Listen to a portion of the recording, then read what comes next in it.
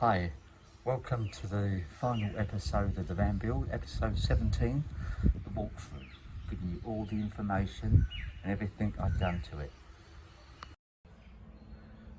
This is the toilet down here. Open it up, easy to get out.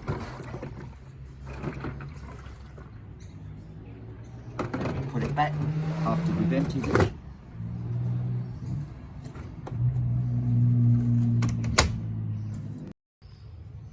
Walking along the van, this is the extractor fan cover for outside. Should be on the top, but due to the design of the van, I had to stick it on the side. Next, we have the window, the only one in here, and I found having just one little window was good enough for the design and the shape and the size, especially of the van. And it works well. Coming down, we have the water intake for the water tank. Once again, very easy to install.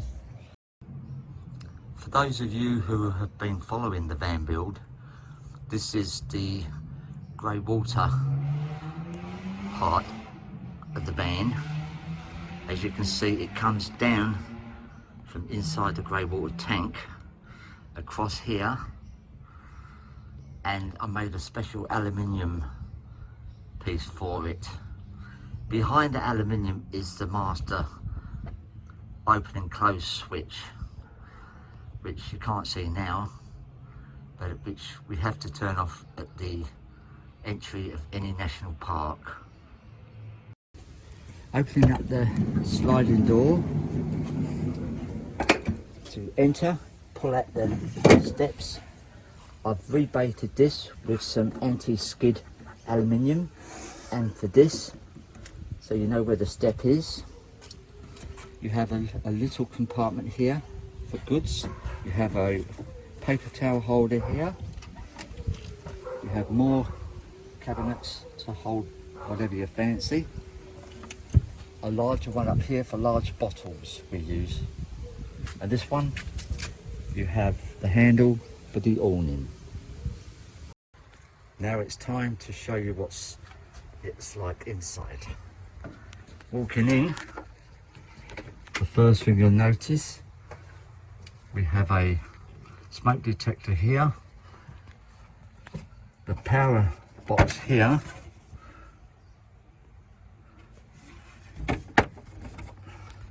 we have the MaxiFan here for the remote control, which is here, and trust me, it's worth every penny.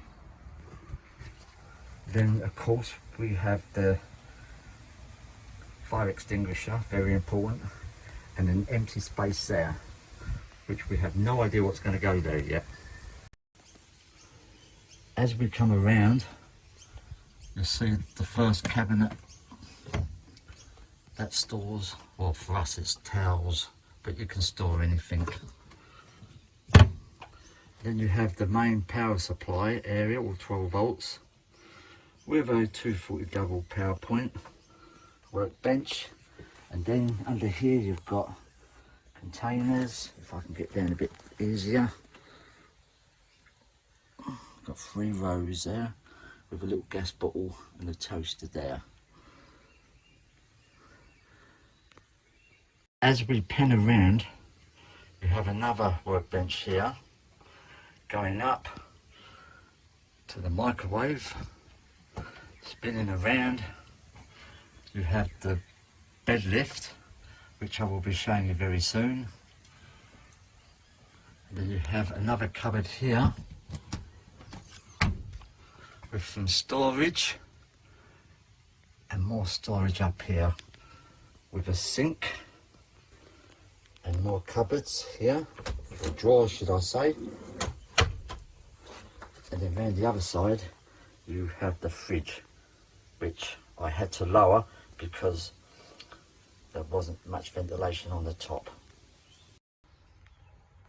As we go down past the sink, And under the sink you have some more racks. There's a piece of wood there that I've kept there on purpose to stop any damage to the pipes. And next to it we have the toilet,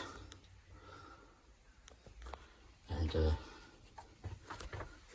it's one of those swivel ones, so that seat can swivel 90 degrees outwards. You have the rubbish bin and a sink and a light up here.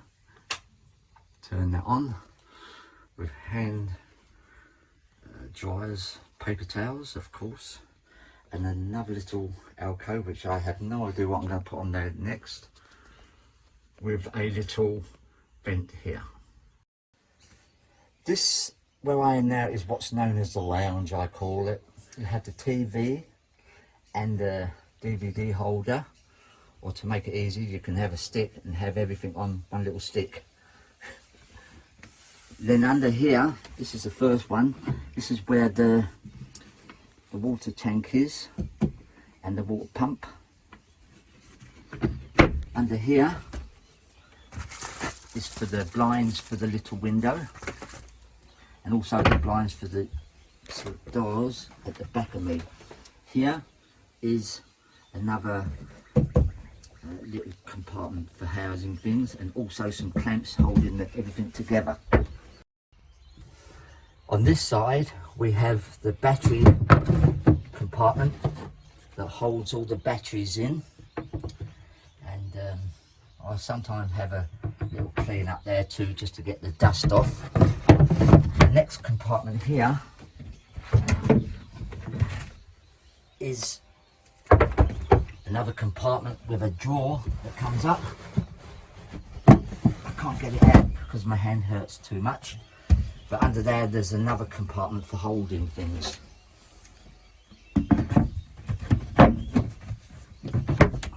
And here is the final little one for a little compartment to hold whatever you like.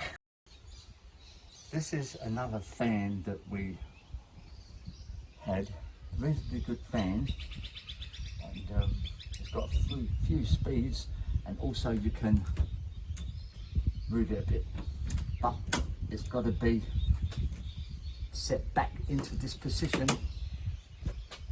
so it don't smash on the bed. Coming down we have the ladder for the bed to get in, which is put on the other side.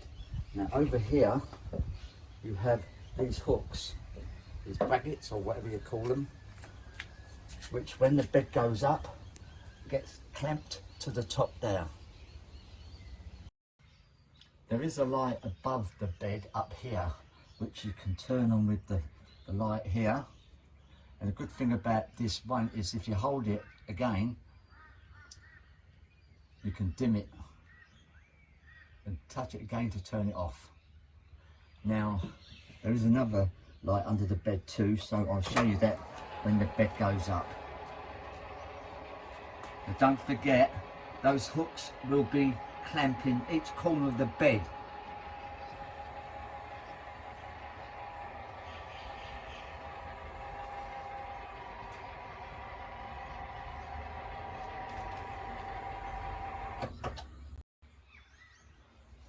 Under the bed here there's a button on the side of the bed that brings this light up too, and once again you can dim that, which is really good. And the only other thing to show you is basically, which I've already showed you once before, and that is just to clamp this up there in 4 places. You can clamp it up.